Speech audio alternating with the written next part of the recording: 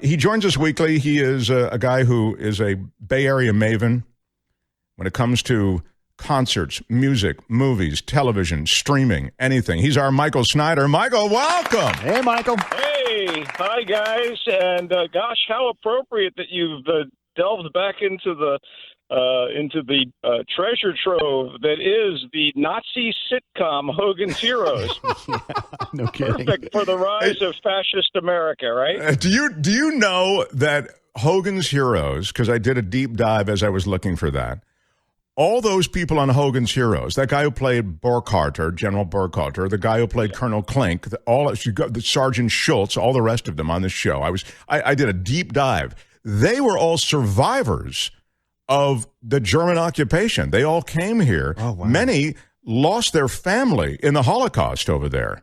I know. It's the crazy irony of it, and they are thoroughly entitled to make the joke. Oh, did we lose him?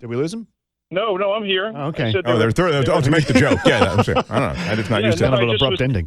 Not used to Michael wrapping up a statement so quickly. That was very impressive. I mean, Michael, period. Come on, it was a period at the end of the sentence. Well, I can't believe that. Hey, look, guys, seriously, these days, I usually don't know whether to respond to posts with the laugh emoji, the angry emoji, or the sad emoji. I mean, America 2020, online and in real life, it's just daunting. So, any way we can get real laughs, I think is a good thing. So, which is nice. Why I have absolutely no comedies to discuss today in terms of our streaming movies. Okay.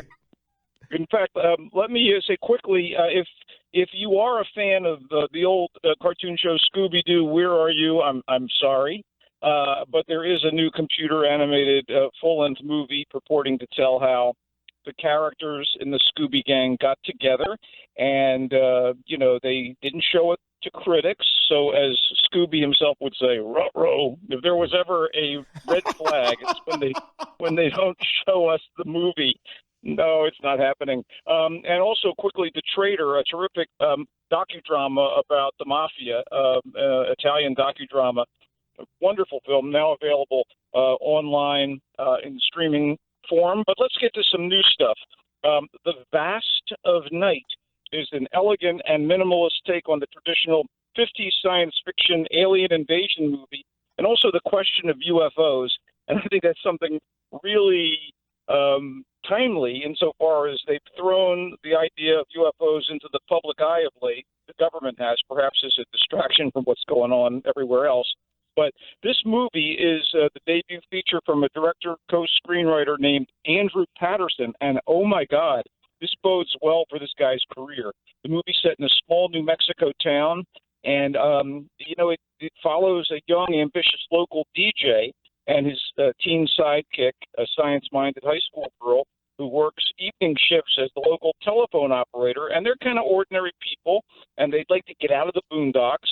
And then one night, while everyone's gathered for a big high school basketball game, these two folks in their solitary circumstance start to hear a strange noise. And the noise interrupts telephone service and radio signals. And so they decide to go out and figure out what's going on. And they find themselves caught up in something potentially massive. Very clever idea that the movie is situated as an episode of a fictional late 50s Twilight Zone type science fiction show called Paradox Theater. And I would binge that. I honestly would. The Vast of Night, very, very cool. Unknown actors, just solid stuff. And it's from Amazon. And here's the real weird thing. It's debuting in drive-ins that are reopening this week. Oh. Very cool. Yeah, drive-ins are making a comeback now, right? They're talking about drive-ins not only for this film, but they're talking about drive-ins maybe for other offerings, entertainment offerings. Everything from concerts to I've seen theater talked about it. I mean, live theater talked about it as possibly a drive-in offering. It really might be a new way that we take this stuff in. It's true. And if you don't want to go to a drive-in, or there isn't one near you, and that's likely, May 29th, this comes out on Amazon Prime. And I think The Vast of Night is very, very cool. All right. Josh Trank is this one-time wonderkind director who made a big splash with a low-budget superhero movie called Chronicle. Then Marvel and Fox gave them gave him the right to do the new Fantastic Four movie, and it bombed horribly. It's been 5 years since then, and he's come back with a movie about the last year of Al Capone as he was dealing with syphilis dementia in his Florida estate, where the FBI is sneaking around, like tapping the phones and what have you, and his relatives are wondering what happened to those millions that he stashed away, and he's ranting and raving.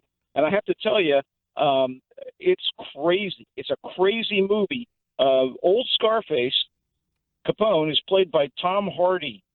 And wow. Yeah. And it's nuts. And Trank has fashioned this movie as a kind of a criminal boss's fever dream with like a lifetime of sins are catching up to him.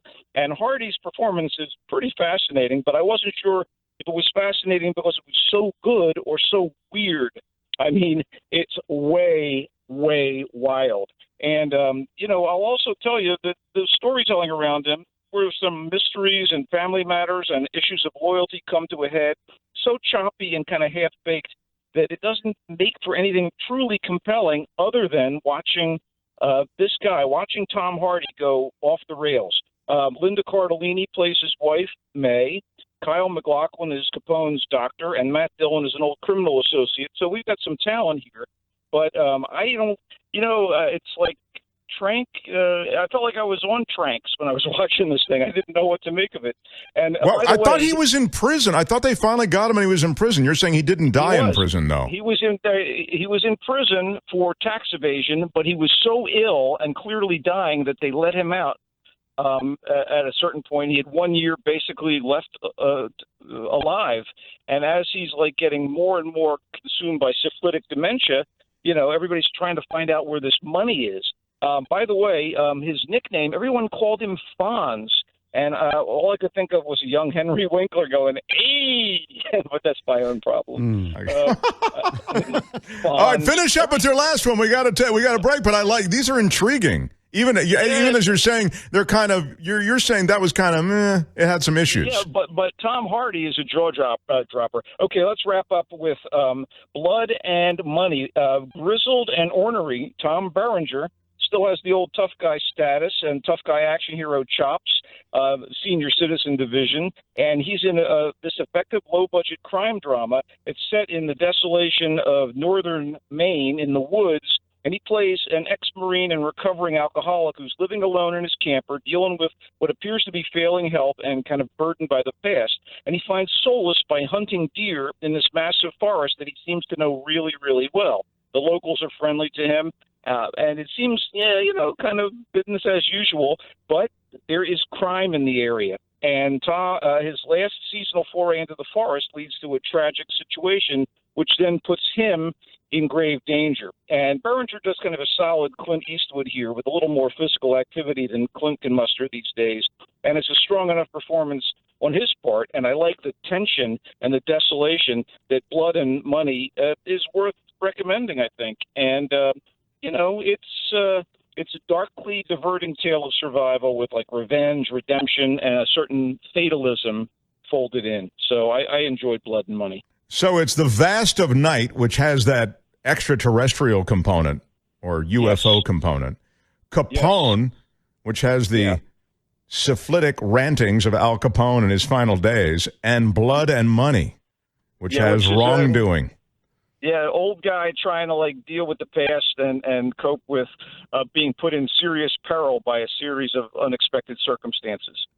So you put them all in the same category of watchable, recommended, but you're not over the moon for any of them. No, I thought The Vast of Night was really terrific and a very impressive debut. If you didn't catch that vibe, it's all on me. I think that it was really a fresh take on that whole 50s. Is there an alien invasion? Is it body snatchers? Is it all in people's minds? Is it the government? Who the hell's up doing this thing? And I thought it was pretty damn good. I love it. Okay, I'm on it. Michael Snyder, thank you. You can find him in the Coastal Commuter column in the Marina Times. And Michael Snyder is the Culture Blast critic. We appreciate you coming by. Until next Friday. Thanks, Michael. Thanks, Michael. See you guys. We'll check in with Pat next. Mark Thompson, KGO, 810.